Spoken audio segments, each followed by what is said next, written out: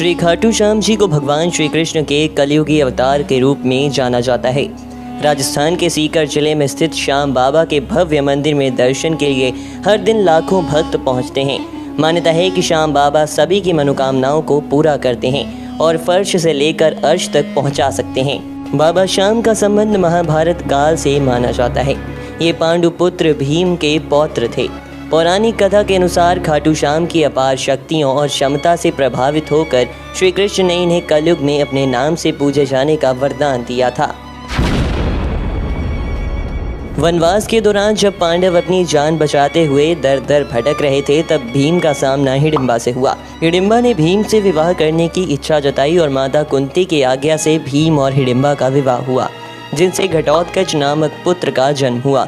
घटोत्कच से जन्म हुआ बर्बरीक का। बर्बरीक देवी के उपासक थे और उन्होंने देवी की कृपा से 3 दिव्य बाण प्राप्त किए थे और वे महाभारत का युद्ध लड़ना चाहते थे।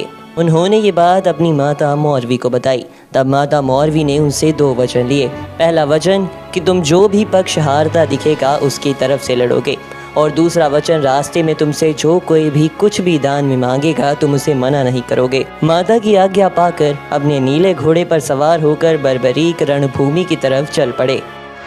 भगवान श्री कृष्ण को जब ये बात पता चली कि बर्बरीक उस पक्ष की तरफ से लड़ेगा जो हार रहा होगा, तो श्री कृष्ण चिंता में पड़ गए। भीम के पौत्र बर्बरीक के समक्ष जब अर्जुन तथा भगवान श्री कृष्ण उसकी वीरता का चमत्कार देखने के लिए उपस्थित हुए, तब बर्बरीक ने अपनी वीरता का छोटा सा नमूना मात्र ही दिखाया। कृष्ण ने कहा कि ये जो वृक्ष है, इसके सारे पत्तों को एक ही तीर से छेद दो तो मैं तुम्हें मान जाऊंगा। बर्बरीक ने आज्ञा लेकर तीर को वृक्ष की ओर छोड़ दिया।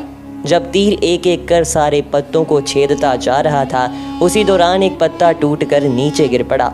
श्री कृष्ण ने उस पत्ते पर ये सोचकर पैर रख लिया कि ये पत्ता छेद होने से बच जाएगा, लेकिन सभी पत्तों को छेदता हुआ वह तीर श्री कृष्ण के पैर के पास आकर रुक गया। तब बर्बरीक ने कहा कि प्रभु, आपके पैर के नीचे एक पत्ता दबा है, कृपया पैर हटा लीजिए, क्योंकि मैंने तीर को सिर्फ पत्तों को छेदने की आज्ञा दे रखी है, आपके पैर को छेदने की नहीं।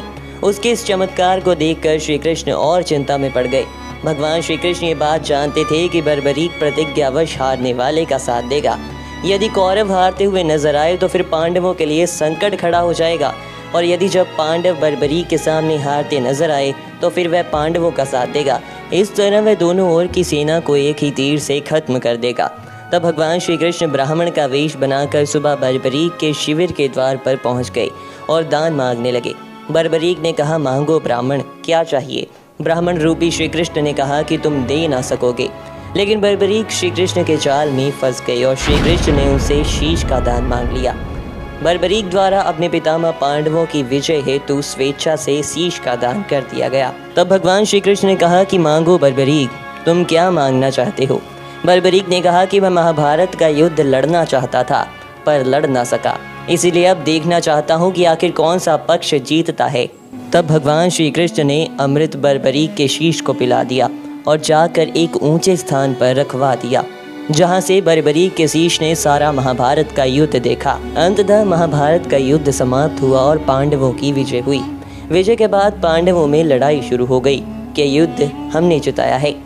तब वह पांचों भगवान श्री कृष्ण के पास गए और भगवान श्री कृष्ण से ये प्रश्न पूछा कि ये युद्ध आखिर किसने जिताया है। तब भगवान श्री कृष्ण ने कहा कि मैं भी आपके साथ रणभूमि में था, इसलिए मैं नहीं जानता कि ये युद्ध आप किसके कारण जीते हो। ये बात तो केवल एक ही बता सकता है, वो है बर्बरीक का शीश। पांडवों समेत श्री कृष्ण बर्बरीक के शीश के पास गए और बर्बरीक के शीश से पूछा कि बताओ बर्बरीक, ये युद्ध आखिर किसने जिताया है। तब बर्बरीक के शीश ने कहा कि हे पांडवों, तुम आपस में लड़ाई क्यों कर रहे हो? ये युद्ध तो केवल श्री कृष्ण ने ही जिताया है।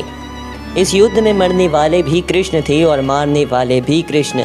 इस युद्ध में केवल कृष्ण का ही सुदर्शन चक्र चल रहा था। ये बात सुन श्री कृष्ण अत्यंत प्रसन्न हुए और बर्बरीक को वरदान दे दिया कि तुम कलयुग में मेरे नाम से, यानी कि श्याम नाम से पूजे जाओगे, और जो भी भक्त तुम्हारे दरबार पर हार के पहुँचेगा तुम उसका सहारा बनोगे।